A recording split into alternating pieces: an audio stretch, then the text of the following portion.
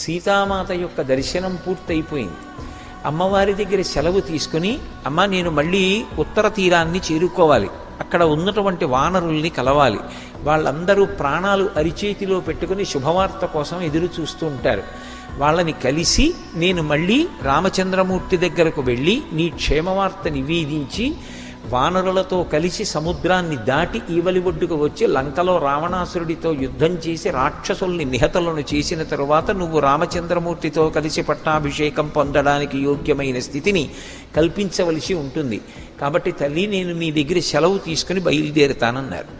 అమ్మవారు అనుజ్ఞనిచ్చింది. ఆయన చేతిలో అమ్మవారిచ్చినటువంటి ఆభరణాన్ని పట్టుకున్నారు. ఆయన సముద్రాన్ని దాటి వచ్చేటప్పుడు రామచంద్రమూర్తి ఇచ్చినటువంటి ఉంగరాన్ని తన యొక్క కొప్పులో దోపుకుని తీసుకొచ్చారు. ఎందుకంటే శిరస్సు అత్యంత పూజనీయమైనటువంటి స్థానం. అమ్మవారి ఆభరణం చేత్తో పట్టుకుంటే చూడామణి ఎక్కడ లేని ధైర్యం వచ్చేసింది. అది శాక్తేయమైన ఆభరణం. వెంటనే ఆయన ఒక మాట అనుకున్నారు మనసులో, పెద్ద పని అయిపోయింది, అసలు సీతమ్మ దర్శనం చేయడం చాలా పెద్ద పని. ఎందుకని అంటే సీతమ్మ దర్శనం నా ప్రయత్నం వల్ల ఉండదు, సీతమ్మ దర్శనం సీతమ్మ అనుగ్రహం మీద ఆధారపడింది. తల్లి అనుగ్రహం ఇచ్చింది, నాకు దర్శనం ఇచ్చింది, కాబట్టి అది పెద్ద పని. ఇక రెండవ పని, 3 ఉపాయములను దాటి 4వ ఉపాయము ద్వారా ఒక్కసారి రావణాసురుణ్ణి చూడాలి. ఒక్కసారి రావణాసురుణ్ణి చూసి అతనితో మాట్లాడాలి. దానికి 3టిని దాటాలి. ఏ 3 దాటాలి? సామము పనికిరాదు. అంటే మంచి మాట వినడం అనేటటువంటి లక్షణం ఉంటే నేను చెప్పడం ఏమిటి? ఎప్పుడో చెప్పాడు అసలు మారీషుడు, సీతాపహరణానికి పూర్వమే చెప్పేశాడు. ఆ తర్వాత భార్య చెప్పింది మండోదరి, తర్వాత కుంభకర్ణుడు చెప్పుంటాడు, విభీషణుడు ఎన్నో మాటలు చెప్పాడు, తల్లి కైకసి చెప్పింది. ఎవరి మాట విన్నాడు? మంచి మాట వినే అలవాటు లేదు. పైగా ఈ రాక్షసుల్ని బతిమాలి ఒకసారి మీ ప్రభువుని చూస్తానని అడిగితే పంపించే అలవాటు వీళ్ళకి అసలు లేదు. యథారాజా తథా ప్రజ. ఇక దానము, వీళ్ళు ఉంటున్నదే కాంచల లంక. అసలు ప్రపంచకంలో ఉన్నటువంటి అపురూపమైన వస్తువులన్నీ ఎత్తుకొచ్చి వాడు దాచాడు. ఇక నేను వాళ్ళకేమిచ్చి వెళ్ళను రావణ దర్శనానికి? దానము పనికిరాదు. భేదం, ఇక భేదాన్ని వీళ్లతో నేను శత్రుత్వాన్ని ప్రకటనం చేద్దామంటే ఎంతసేపు యుద్ధం చేస్తే రావణాసురుడు వస్తాడు యుద్ధానికి? అది అంతు తెలియని విషయం. కాబట్టి 4వది ఏమిటి? దండోపాయం. వీళ్ళకి అత్యంత ప్రీతిపాత్రమైనది ఏదుందో అది పాడు చేసి వీళ్ళని కొడితే ఖచ్చితంగా వీళ్ళు నన్ను పట్టుకెళ్ళి రావణాసురుడి ముందు నించోపెడతారు. అప్పుడు నా ప్రయత్నం పూర్తయిపోతుంది, రావణ దర్శనం చేసేస్తాను. మహానుభావుడు వెంటనే ఆలోచించారు. ఆలోచించి ఇప్పుడు నేను చెయ్యవలసింది ఈ అశోకవనాన్ని భంజించాలి. అశోకవనం రావణాసురుడికి చాలా ప్రీతిపాత్రం. ఎందుకు ప్రీతిపాత్రం? అది ప్రమదావనం. ఆయన అంతఃపుర స్త్రీలు మాత్రమే అక్కడ విహరిస్తారు. ఆఖరికి అక్కడికి ఒక రాక్షసుడు కూడా రావడానికి వీల్లేదు. ఎక్కడ చూసినా మంచి మంచి ఉద్యానవనాలతోటి, మంచి ఫలములతోటి, పుష్పములతోటి, సరోవరములతోటి ఉంది. కానీ ఎప్పుడైతే హనుమ దాన్ని భంజించడం ప్రారంభించారో వెంటనే ఆ చెట్ల కొమ్మలన్నీ విరిగిపోయి అక్కడ ఉండేటటువంటి సరోవరాల యొక్క గట్లన్నీ కూడా బదలగొట్టేశారు. లోపల ఉండేటటువంటి నీళ్లన్నీ పెద్ద ప్రవాహం కింద బయటికి వచ్చేసి అక్కడతో ఊరుకోలేదు. తన యొక్క వక్షస్థలంతో పర్వతముల యొక్క శిఖరాగ్రములను విపరీతమైన వేగంతో వెడుతూ తలెత్తి గుండెలతో గుద్దారు. గుద్దితే అవన్నీ చూర్ణములైపోయి కింద పడిపోయి నిద్రపోతున్నటువంటి రాక్షస స్త్రీలందరూ కూడా ఉలిక్కిపడి లేచారు. ఏమైంది ఏమైంది ఏమైంది తెలుసుకునే లోపల ఎవరికి అవకాశం లేదు. చెట్లన్నీ విరిచేస్తున్నారు. మహాభూతం ఒక్క సీతమ్మ తల్లి కూర్చున్నటువంటి శిశుపావృక్షాన్ని మాత్రం విడిచిపెట్టేశారు. కాబట్టి అశోకవన భంజనం జరుగుతోంది. రాక్షస స్త్రీలు రావణాసురుడి దగ్గరికి వెళ్ళి చెప్పాలి. అందుకని పరిగెత్తుకుంటూ వాళ్ళు సీతమ్మ దగ్గరికి వచ్చారు. వాళ్ళకి అనుమానం వచ్చింది, ఈ కోతి ఇంతకు ముందు చెట్టు మీద కూర్చొని సీతమ్మతో ఏదో కిచకిచలాడింది. చాలా చిన్న కోతిగా ఉండేది, అకస్మాత్తుగా మహాభూతంగా మారింది ఇది. అందరూ పరుగు పరుగున రావణాసురుడి దగ్గరికి వెళ్ళారు. వెడుతూనే వాళ్ళు చెప్పిన మాట ఏమిటంటే, హే ప్రభో, నీకు అత్యంత ప్రీతిపాత్రమై నీ అంతఃపుర స్త్రీలు విహారం చేసేటటువంటి ప్రమదావనాన్ని ఎక్కడ నుంచో ఒక పెద్ద కోతి వచ్చి భంజించింది. అంతేకాదు, నీ ప్రాణములతో సమానమైన సీతమ్మతో ఆ కోతి ఏదో మాట్లాడింది. కోతితో సీతమ్మ మాట్లాడింది. ఆ మాట విన్నాడంతే, సీతమ్మతో ఎవరో మాట్లాడారు అన్న మాట వినగానే ఆయన కంటి వెంట పడినటువంటి నీటి చుక్క వేడి నీటితో పడిందిట. ఎందుకంటే తను కామించిన స్త్రీతో వేరొకడు మాట్లాడడం, అది కోతి అయినా సరే. ఆ కోతిని పట్టడం కాదు, సంహరించండి. ఎంతమందికి పురమాయించాడో తెలుసా? ఆయన దగ్గర ఉన్నటువంటి రాక్షసుల్లో ఒక జాతి ఉంది, దాన్ని కింకరులు అంటారు. ఆ కింకర జాతికి సంబంధించిన 80,000 మందిని పిలిచాడు. ఆ కోతిని సంహరించండి. అగ్నిహోత్రంలోకి శలభాలు వెళ్ళినట్టు వీళ్ళందరూ కలిసి హనుమని పట్టుకోవచ్చు అనుకుని 80,000 మంది చుట్టూ చేరారు. నా పేరు హనుమ, శత్రు సైన్యములను మర్దించడంలో నాకు నేనే సాటి. 1000 మంది రావణాసురుడు వచ్చినా ఎదురుగుండా నిలబడినా ఈ భుజాదండానికి వాళ్ళొక పురుగు, చేత్తో కొట్టి చంపేస్తాను. నాకు ఆయుధములు అక్కర్లేదు. నా పాదముల చేత తొక్కేస్తాను, మోకాళ్లతో పొడుస్తాను, నా వక్షస్థలం చేత కుమ్మేస్తాను, రాళ్లు పెట్టి కొడతాను, చెట్లు ఎత్తి విసురుతాను, పర్వత శిఖరములను అత్యంత హేళగా చేతిలో రాళ్లు పట్టుకున్నట్టుగా పట్టుకుని విసిరి కోట్ల సైన్యాన్ని సంహరిస్తాను. నాకు వేరు ఆయుధం అక్కర్లేదు. ఎలా వచ్చానో అలా వెళ్ళిపోతాను. నేను వచ్చింది సీతామాత దర్శనానికి వచ్చాను. మళ్ళీ వెళ్ళిపోయే ముందు సీతమ్మకి నమస్కరించి వెళ్ళిపోతాను. నన్ను పట్టగలిగిన వాడు మీ లంకా పట్టణంలో లేడు. మీ ప్రభువుకే చేత కాదు. మీరెంత 100 యోజనముల సముద్రాన్ని అవలీలగా దాటి వెళ్ళిపోతాను. నేను రామచంద్రమూర్తి యొక్క దాసాన దాసుణ్ణి. 80,000 మంది కింకరుల మూక వచ్చి చుట్టూ నిలబడి ఆయన మీద బాణప్రయోగం చేస్తున్నారు. వెంటనే అందులోంచి ఒక పెద్ద పరిఘని ఒకదాన్ని ఊడబెరికి గిర్ర గిర్ర గిర్ర గిర్ర తిప్పి ఆ పరిఘ పెట్టి 80,000 మందిని కొట్టారు. కొడితే 80,000 మంది గుర్తుపట్టడానికి వీలు లేనటువంటి మాంసపు ముద్దలైపోయారు. అంతా నిత్తుటితో తడిసిపోయి ఏరులై ప్రవహించింది. అప్పటి వరకు ప్రశాంతంగా ఉన్నటువంటి అశోకవనంలో కన్నులు మూసి కన్నులు తెరిచేటప్పటికి 80,000 మంది కింకరుల మూక గుర్తుపట్టడానికి వీలు లేకుండా అయిపోయారు. హడిలిపోయారు అక్కడున్న రాక్షస స్త్రీలు. ఈయన సామాన్యుడు కాడని మళ్ళీ పరుగున రావణాసురుడి దగ్గరికి వెళ్ళారు. 80,000 మంది కింకరులు మడిసిపోయారు. ప్రభో, అది సామాన్య వానరం కాదు, అదేదో మహావానరం. దానికి అలసట లేదు, హేళగా భంజిస్తోంది. ఆ పైన ఉన్నటువంటి తోరణం మీద కూర్చుంది, సీతమ్మకి నమస్కరిస్తోంది. అది ఎలా వచ్చానో అలా వెళ్ళిపోతానని చెప్తోంది. బహుశా మహేంద్రుడి యొక్క దూతయో అగ్ని యొక్క దూతయో రామచంద్రమూర్తియే సీతమ్మ యొక్క జాడ కనిపెట్టడానికి దూతని పంపించాడో మాకు తెలియదు. కాబట్టి నువ్వు వెంటనే జాగ్రత్త పడి ఆ వానరాన్ని పట్టుకోగలిగినటువంటి వారిని పంపించమన్నారు.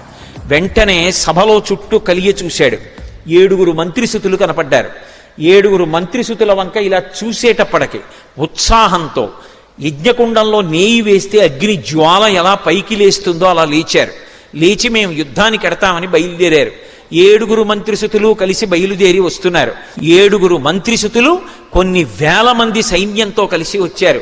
ఇంత సైన్యాన్ని ఆ పైన ఉన్నటువంటి పరిఘ తీసి కొట్టి పర్వతాకారంగా భీషణంగా పెరిగి ఆకాశంలోకి ఎగిరి పైనుంచి కింద పడి కొంతమందిని తన గోళ్ల చేత వక్షస్థలాన్ని చీల్చేశారు, కొంతమందిని మోచేతులతో పొడిచేశారు, కొంతమందిని చేతుల కింద పెట్టి నలిపేశారు, కొంతమందిని మోకాళ్ల మధ్య పెట్టి తొక్కేశారు. అటు ఇటు చూసేటప్పటికి ఒక్క రాక్షసు లేడు. కొంతమంది పారిపోతున్నారు దూరంగా. వాళ్ళందరి వంక చూసి పర్వతాకారుడై పెరిగి భీషణమైనటువంటి గొప్ప నాదం చేశారు. ఎక్కడికి పారిపోతారని ఆ పెద్ద నాదం వాళ్ళ చెవుల్లో పడేటప్పటికి వాళ్ళ గుండెలు బద్దలై ముక్కుల్లోంచి చెవుల్లోంచి నెత్తురు కారిపోయి ఎక్కడ వాళ్ళక్కడ పడి మడిసిపోయారు. ఈలోగా లోపలికి కబురెళ్ళింది. జంబుమాలి అని రావణాసురుని యొక్క 5 ప్రధానమంత్రులలో ఒక ప్రధాని అయినటువంటి ప్రహస్తుని యొక్క కుమారుడు. ఆ జంబుమాలి లేచి నిలబడ్డాడు. ఇత పూర్వం ఎందరో వీరుల్ని యుద్ధాల్లో ఓడించినటువంటి వాడివి, అపారమైనటువంటి పరాక్రమం ఉన్నవాడివి. పరమ జాగ్రత్తగా వెళ్ళి ఆ వానరాన్ని ప్రాణాలతోనైనా పట్టు, లేదా ఆ వానరాన్ని సంహరించు, కావలసినంత సైన్యాన్ని తీసుకెళ్లమన్నారు. గాడిదల రథం ఎక్కాడు. వచ్చి అర్ధచంద్రాకారంగా ఉన్నటువంటి బాణాలని హనుమ మీద ప్రయోగించారు. ఆయన వక్షస్థలంలో గుచ్చుకుని నెత్తురు కారుతోంది. పూచిన మోదుగు చెట్టులా ఉన్నారు. ఓహో, ఈ జంబుమాలి చాలా ప్రతాపం చూపిస్తున్నాడు, ఉపేక్షించకూడదనుకున్నారు. పరిఘ ఒకటి పట్టుకుని ఆకాశంలోకి ఎగిరిపోయారు. ఆకాశంలో ఎక్కడున్నారని చూస్తున్నాడు జంబుమాలి. హఠాత్తుగా మబ్బుల్లోంచి కనపడి అపారమైనటువంటి వేగంతో కింద పడుతూ అరిచేతితో రథం మీద ఒక్క దెబ్బ కొట్టారు. ఇలా చూసేటప్పటికి తలకాయ లేదు, కంఠం లేదు, మొండెం లేదు, మోకాళ్ళు లేవు, కాళ్ళు లేవు, పాదాలు లేవు, రథం లేదు, గుర్రాలు లేవు, అంతా కలిపి ఓ ముద్ద అయిపోయి అక్కడ ఉందండి. కబురు లోపలికి వెళ్ళింది. ఈలోగా మళ్ళీ కొంతమందిని పంపించాలి. ఖాళీగా ఉండడం ఎందుకు అనుకున్నారు. దూరంగా చూశారు. 1000 స్తంభాలతో కనపడింది కదూ. ఇంతకుముందు ఒక చైత్య ప్రాసాదం, ఆ చైత్య ప్రాసాదం వంక చూశారు. ఒక్కసారి జయమంత్రం చెప్పి ఆ కూర్చున్నటువంటి తోరణం మించి ఎగిరి అక్కడికి వెళ్ళారు. ఆయన అక్కడ ఉన్నటువంటి ఆ మంటపంలోకి వెళ్ళి ఒక బంగారు స్తంభాన్ని ఊడబెరికారు. అంత వేగంగా తిప్పేటప్పటికే అది గాలితో ఘర్షణ పొంది అగ్నిహోత్రం పుట్టింది. ఆ పుట్టినటువంటి అగ్ని ఆ ప్రాసాదం అంతా కూడా చిమ్మబడి అందులో ఉండేటటువంటి కాంచన స్తంభాలు, వాటికి తాపడం చేయబడినటువంటి ముత్యాలు, వజ్రాలు, వైఢూర్యాలు, రత్నాలు పెటిల్లున పేలిపోయి ఆ ప్రాసాదం అంతా కూలిపోయి అగ్నిహోత్ర సంస్కారం అయిపోయి బంగారం అంతా కరిగిపోయి కాలవై ప్రవహించి అశోకవనంలో వెళ్ళిపోతోంది.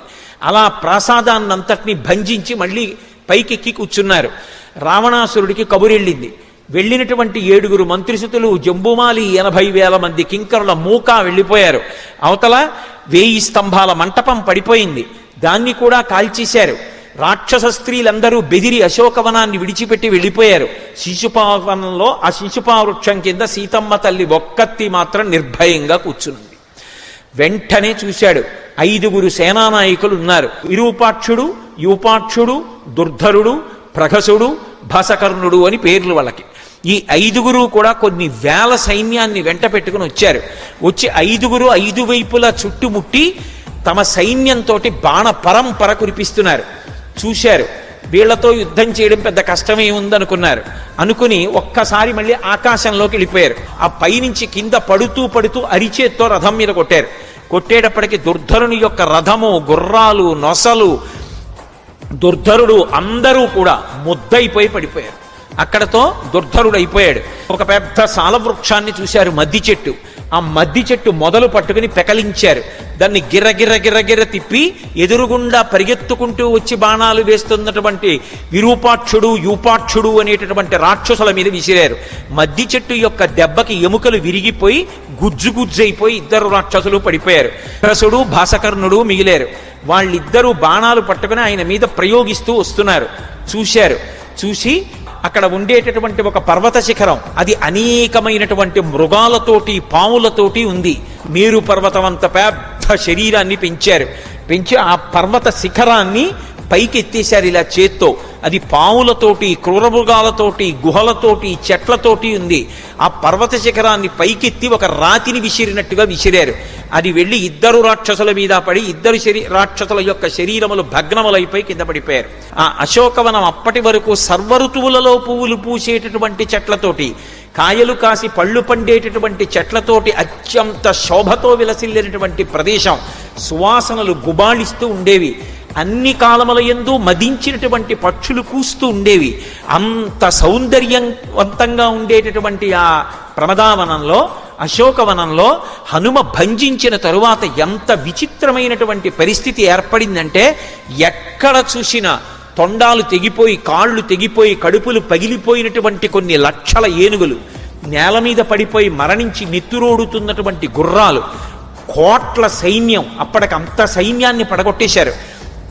అంత సైన్యం, అంతమంది వీరులు, అన్ని రథాలు అన్నిటితో నిండిపోయి ఎక్కడ చూసినా మాంసము నెత్తురు, భూమి అంతా నిండిపోయింది. ఈసారి చూశాడు. 80,000 మంది కింకరుల మూక మడిసిపోయారు. జంబుమాలి మడిసిపోయాడు. ఆ పైన 7 మంత్రిసుతులు మడిసిపోయారు. 5 సేనాగ్ర నాయకులు పడిపోయారు. ఈసారి సామాన్యుణ్ణి పంపకూడదు, సరి అయినటువంటి వాణ్ణి పంపించాలనుకున్నారు. సభనంతటినీ కలయ తిరిగి చూశాడు. తన కామం కోసం తాను ఎంత నీచానికి దిగజారిపోతాడు అనడం చెప్పకుండా చెప్పడం సుందరకాండ. తన కుమారుడు అక్షకుమారుడి వంక చూశాడు. యజ్ఞం చేస్తున్నప్పుడు అగ్నిహోత్రం ఎలా లేస్తుందో అంత ఉత్సాహంగా లేచాడు. చాలా చిన్నపిల్లవాడు అక్షకుమారుడు. వెంటనే బంగారు కవచం కట్టుకుని ఉన్నాడు. పిల్లవాడే కానీ యుద్ధంలో సాటి లేని మహావీరుడు. నాన్నగారు నన్ను నమ్మండి, నేను ఆ హరివీరుణ్ణి తప్పకుండా పట్టుకుంటానని ప్రతిజ్ఞ చేశాడు. రథం ఎక్కి వెనక కొన్ని అక్షౌహిణీల సైన్యాన్ని తీసుకుని అశోకవనంలోకి బయలుదేరాడు. చూశారు. ఎంత గొప్ప యుద్ధం చేశాడంటే అక్షకుమారుడు, హనుమంతటి వారు ఆ బాణ పరంపరలోంచి తప్పుకోవడం కష్టమైంది. ఆకాశంలోకి ఎగిరిపోయినా కూడా ఎన్ని బాణాలు ప్రయోగించాడంటే పెద్ద శరీరంతో ఉంటే తప్పుకోవడం కుదరక బహుసూక్ష్మ శరీరంతో ఆ బాణాల మధ్య తిరిగారు. పిల్లవాడు చిన్నవాడు ఎంత బాగా యుద్ధం చేస్తున్నాడో అని ఉపేక్షిస్తే వీడు చాలా ప్రమాదం తెచ్చేట్టున్నాడు. వీడికి అలసట లేదు, యుద్ధం చేసే కొద్దీ శక్తి పుంజుకుంటున్నాడు.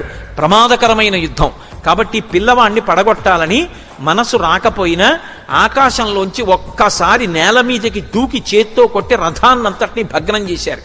హనుమ వేగం అంటే అసలు ఎవరు ఊహించలేరు.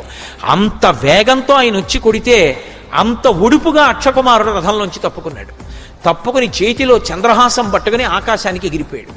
చూశారు స్వామి హనుమ, ఓహో వీడు ఆకాశంలో కూడా నిలబడి యుద్ధం చేస్తాడనమాట, ఉపేక్షించకూడదని ఉత్తర క్షణం ఎంత వేగంగా కిందకొచ్చారో అంత వేగంగా పైకెళ్ళారు. పైకెళ్ళి అక్షకుమారుడి ముందుకి వెళ్లకుండా కింద నుంచే 2 కాళ్ళు పట్టుకున్నారు. పట్టుకుని కొన్ని వేల మార్లు తిప్పారు ఆకాశం. గిర్ర గిర్ర గిర్ర గిర్ర గిర్ర గిర్ర గిర్ర గిర్ర కొన్ని వేల మార్లు తిప్పేశారు. అలా తిప్పితే ఆ వేగంలో తిప్పుతుంటేట ఆ వేగాన్ని తట్టుకోలేక కనుగుడ్లు 2 ఊడి ఎగిరిపోయాట. తర్వాత ఇంకా వేగంగా తిప్పుతుంటే వేగం తట్టుకోలేక తల ఊడిపోయి ఎగిరిపోయింది. ఇంకా తిప్పుతూనే ఉన్నారు. ఆ తిప్పుతూ ఉండడంలో నడుం దాకా శరీరం ఊడిపోయి వెళ్ళిపోయి ఎక్కడో చెట్టును కొట్టి పడిపోయింది. ఇంకా తిప్పారు, మోకాళ్ళ వరకు శరీరం ఊడిపోయి వెళ్ళిపోయింది. ఇంకా తిప్పారు, పాదాల వరకు వెళ్ళిపోయింది. పాదాలు 2 చేతిలో ఉన్నాయి. ఇలా చూసి విసిరావతల పారేశారు. ఆయన యుద్ధం అంటే అలా ఉంటుంది. కొడుకు చనిపోయాడన్న వార్త వెళ్ళింది. మొట్టమొదటిసారి జీవితంలో బాధ అంటే ఏమిటో రావణాసురుడికి అనుభవానికి వచ్చింది. ఇప్పటి వరకు ఒకళ్ళని బాధ పెట్టడమే, తను బాధపడ్డం అంటే తెలియదు. అవతలవాడి బాధ ఎలా ఉంటుందో ఊహించినటువంటి సంస్కారం లేదు. మొదటిసారి కన్న కొడుకు పోయాడు. బాధ అన్నది కలుక్కున గుచ్చుకుంది.